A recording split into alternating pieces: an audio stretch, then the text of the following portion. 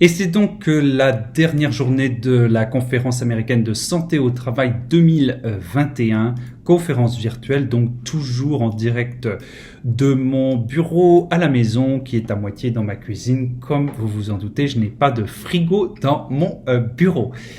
Je vais vous rendre compte de deux sessions de communication auxquelles j'ai participé aujourd'hui, auxquelles j'ai assisté, pardon, aujourd'hui. La première était une session qui s'appelle la CO Sappington Lecture, une sorte de keynote, une sorte de plénière qui a été donnée par le Dr Osterholm qui a participé au groupe d'experts qui a aidé la transition entre la présidence Trump et la présidence Biden aux États-Unis. Donc le sujet de sa présentation était donc sur l'épidémiologie de la Covid-19 et autres maladies infectieuses. Il n'a quand même pas été beaucoup question des autres maladies infectieuses, il a essentiellement été question de la Covid-19. Alors, beaucoup d'incertitudes rappelées par le Dr Osterholm, beaucoup de questions qui restent sans réponse, une épidémie qui est certes dans une dynamique positive avec la vaccination qui se poursuit, mais le problème est que il va falloir que le vaccin trouve son chemin jusque les bras de tous les habitants de cette planète. Et à l'heure actuelle, il y a un certain nombre de hotspots, d'endroits dans la planète où il y a une recrudescence des cas de Covid-19, ce qui n'est pas sans poser un certain nombre de problèmes, et on y reviendra un petit peu plus tard. En termes de pandémie et de tendance notamment, dans cette pandémie, le Dr Osterholm a expliqué qu'il avait donc effectivement beaucoup de questions, beaucoup d'inconnus, et notamment sur cette dynamique, pourquoi à certains moments on a plus de cas, pourquoi à certains autres moments ça baisse.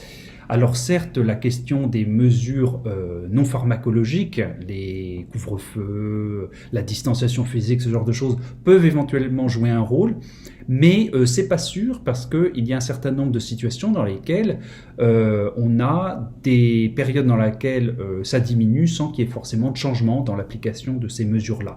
Donc il est possible que ces mesures de mitigation, de ces mesures non pharmacologiques puissent jouer un rôle dans les pics, c'est-à-dire que les pics de Covid soient plus bas que sans ces mesures-là. Est-ce que la saisonnalité joue également un rôle? Tout ça, ce sont des inconnus, et il a quand même souvent rappelé qu'il y avait des choses qu'on ne savait toujours pas, bien qu'il y a tout un tas d'experts qui s'avancent et qui ont des réponses toutes faites à ces questions-là. Lui, il a admis qu'il n'y avait pas beaucoup de certitude là-dessus. Il a ensuite parlé de l'arrivée des variants, ces variants donc préoccupants dont j'ai parlé hier avec la présentation du directeur du NIOSH, la définition du variant, qui modifie la réponse immunitaire, sont plus transmissibles et donnent des maladies plus sévères. Il a participé aux enquêtes autour d'éclosion de Covid-19 avec ces variants-là, et il a identifié des situations dans lesquelles les taux d'attaque étaient proches de 100%, ce qui est considérable et ce qui est bien plus que ce qu'on avait observé dans les premiers temps de la pandémie. Donc un comportement du virus qui commence à ressembler un peu plus au comportement du virus de la rougeole. Alors, comment on empêche ces variants-là de se développer? Eh bien, en ce moment, là, probablement une des rares ou une des seules solutions, c'est il faut vacciner au maximum. Mais le problème, c'est que même si les États-Unis ont des taux de vaccination qui sont plutôt très satisfaisants, tant que le virus circule ailleurs et qu'il y a des voyages, de toute façon, cette problématique des variants va continuer à être un problème international. Il a également mentionné la situation particulière aux Seychelles. Alors il faut savoir que les Seychelles sont un pays dans lequel il y a eu un taux de vaccination très élevé. Plus de 50% de la population a été vaccinée, mais ils ont été vaccinés avec le Sinovac, le vaccin chinois. Et malgré ce taux de vaccination, eh bien, il y a en ce moment une épidémie de Covid-19 aux Seychelles avec des mesures de confinement qui sont prises. Donc voilà donc pour cette situation aux Seychelles. Alors, si au départ de la stratégie de vaccination aux États-Unis, on avait plus de gens qui attendaient le vaccin que de doses de vaccins disponibles, maintenant on est plutôt dans la situation inverse, avec plus de vaccins disponibles et moins de gens disposés à avoir le vaccin. Donc ça, c'est un des problèmes qui se posent actuellement. Alors ensuite, il y a un certain nombre de sujets qu'il a mentionnés. La problématique avec l'Inde, le fait que l'Inde en ce moment traverse une très forte éclosion en ce moment, et que l'Inde est impliquée dans la fabrication des vaccins, et donc ils ont, à juste titre, arrêté d'exporter les vaccins pour se reconcentrer sur leur marché national, mais ça altère la distribution du vaccin au reste du monde, donc ça complique l'immunisation à l'échelle de la planète. Toujours est-il que, bien que les chiffres américains soient plutôt favorables, même aux États-Unis, on ne peut pas estimer qu'on en a fini avec la Covid-19. Donc, globalement, un message qui nous a été diffusé, très très nuancé, très contrasté, pas ces messages-là d'espoir, la lumière est au bout du tunnel, ou ce genre de trucs qui sont étayés bien souvent par pas grand-chose, pour pas dire rien du tout, mais beaucoup de choses qui amènent à la prudence et un encouragement fort à aller à la vaccination, évidemment. Alors, suite à cette présentation, il y a eu un certain nombre de questions-réponses. Alors, une question qui avait été posée sur le changement des recommandations du CDC après la vaccination. Le CDC a produit une note allégeant les restrictions pour les gens qui avaient été vaccinés, disant qu'ils pouvaient plus facilement se rencontrer, etc.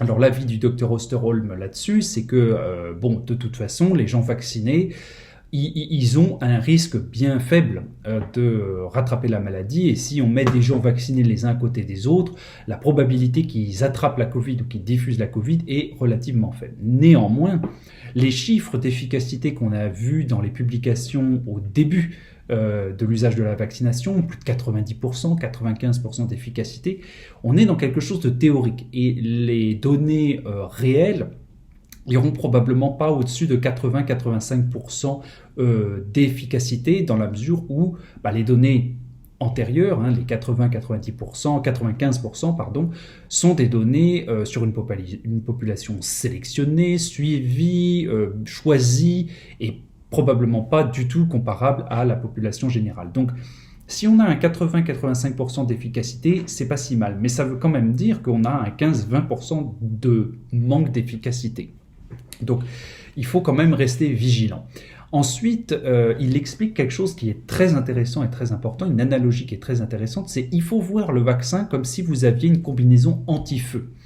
Vous êtes pompier, vous êtes à intervenir sur des incendies, on vous met une combinaison anti-feu, vous avez 99% de chances d'échapper aux flammes, d'échapper aux brûlures. Ça va vous protéger. Par contre, c'est pas parce que vous portez la combinaison que vous allez volontairement vous jeter dans les flammes.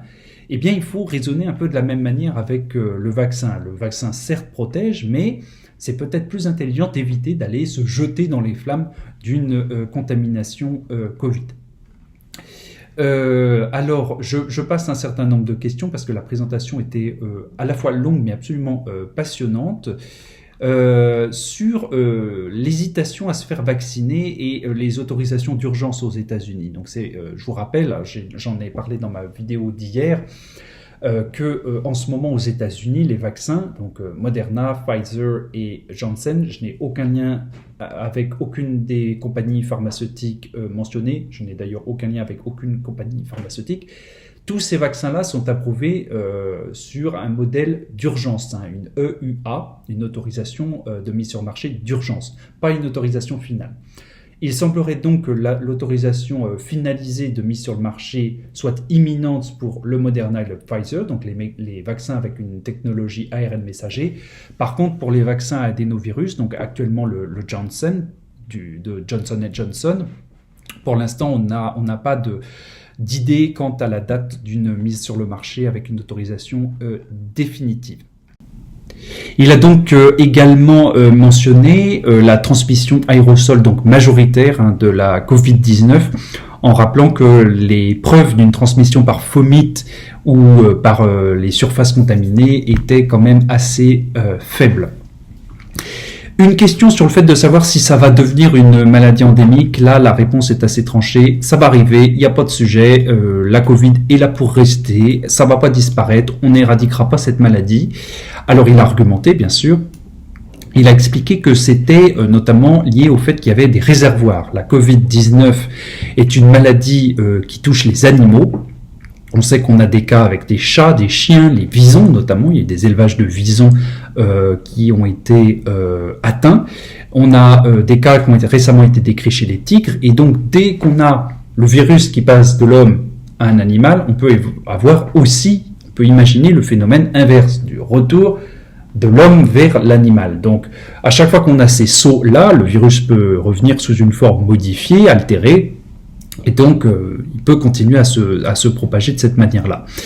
Ensuite, sur la fameuse herd immunity, l'immunité de masse, il a été assez catégorique sur ce sujet-là en disant qu'il y a beaucoup de gens qui parlent de cette immunité de masse sans vraiment comprendre les enjeux. Ce qu'il a voulu dire par là, c'est que on n'a jamais voulu dire qu'avec cette immunité de masse, on allait stopper la transmission, mais on va réduire la transmission, ce qui n'est pas du tout la même chose. Donc cette immunité acquise de population ne va pas être suffisante pour éteindre totalement la pandémie de Covid. Il en restera qui va circuler d'après lui.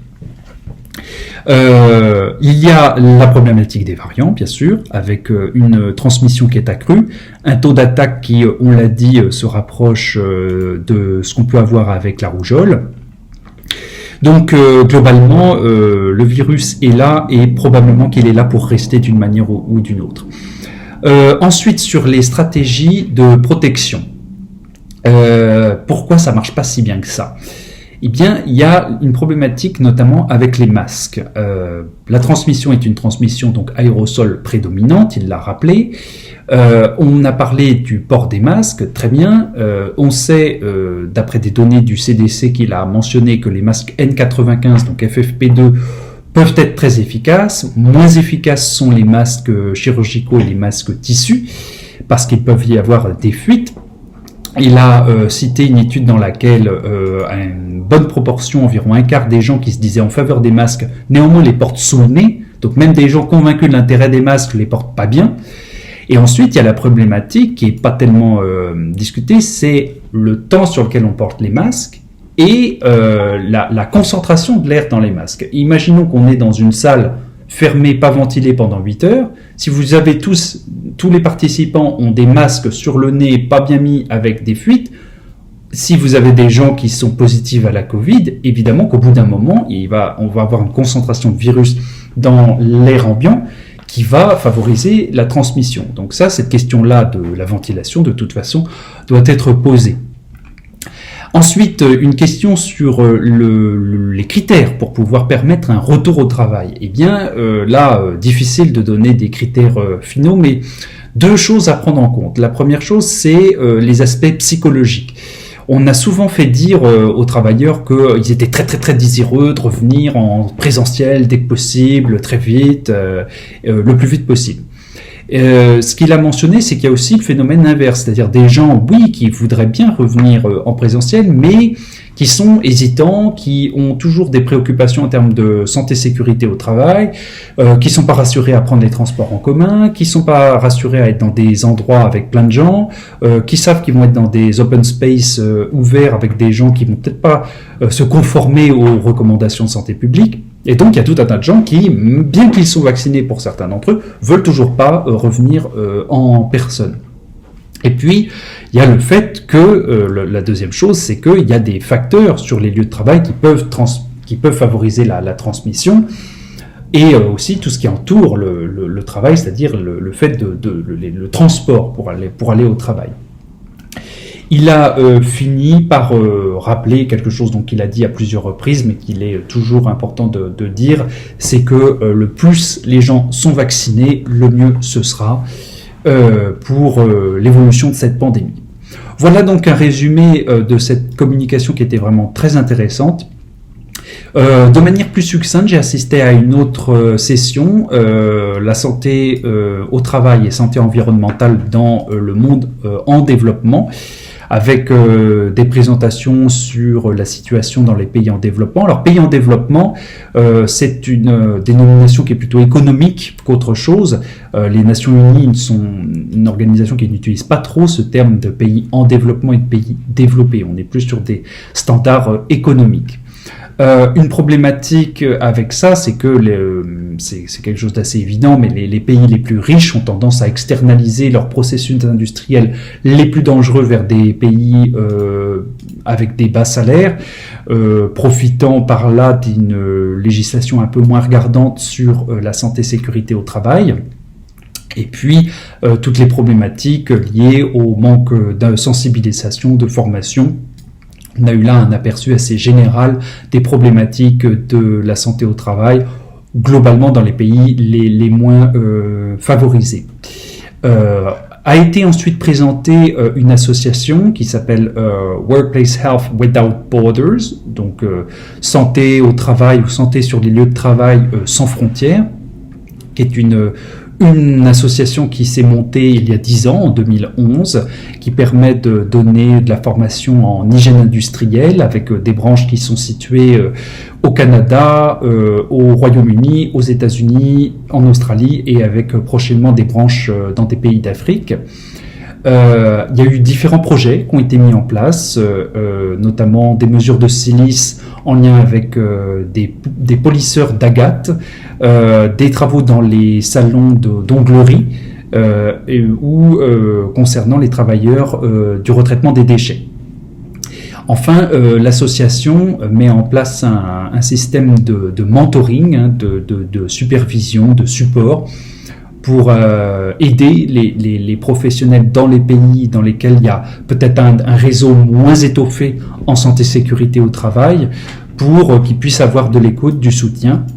Et donc, il y a un travail de recherche qui est actuellement mené pour déterminer l'efficacité de ce système de mentoring. Je vais vous mettre dans la barre de description l'adresse internet du site de Workplace Health Without Borders. Voilà qui conclut ce congrès, très intéressant, peut-être plus pratique que recherche. Les présentations auxquelles j'ai assisté m'ont permis, moi, de me refamiliariser avec des sujets que j'avais vus dans mon internat de médecine du travail, aussi des sessions de remise à jour sur l'examen de l'épaule, l'examen du rachis, des choses qui peuvent aider dans la pratique quotidienne de la médecine du travail. Plus que des données flambant neuves sur la recherche. Effectivement, c'était comme ça qu'on m'avait présenté les congrès de l'ACOEM, et c'est effectivement ce que j'ai expérimenté moi-même. Donc un congrès particulièrement intéressant. La prochaine édition aura lieu en mai de l'année prochaine, 2022, à Salt Lake City, dans l'Utah. Si j'ai bien compris, les modalités seraient éventuellement en présentiel et en distanciel, donc mixte pour la fois prochaine. Voilà donc qui conclut cette série de vlogs consacrés à ce congrès, et je vous retrouverai prochainement pour d'autres vidéos sur les sujets santé au travail sur cette chaîne YouTube. Bonne journée à vous!